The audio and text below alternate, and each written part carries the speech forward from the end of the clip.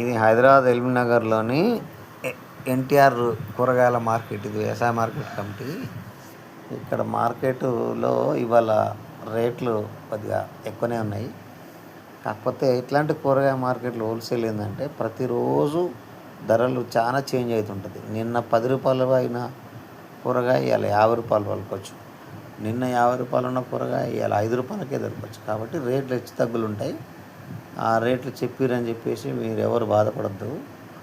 చాలా వీడియోలలో కొంతమంది రేట్లతో సహా చెప్తారని చెప్పేసి బయట కొద్దిగా ఇబ్బంది పడుతారు కూరగాయలు అమ్మేటోళ్ళు. అట్లా కాదు, కొనేటోళ్ళు కూడా అర్థం చేసుకోవాలి. ఏంటంటే ఈరోజు ఉన్న రేటు రేపు ఉండదు, రేపున్న రేటు ఇవాళ ఉండదు. కాబట్టి ఈరోజు దొండకాయ 40 రూపాయలంట, కానీ క్యారెట్ బీట్రూట్ మాత్రం 15 రూపాయలేనంట.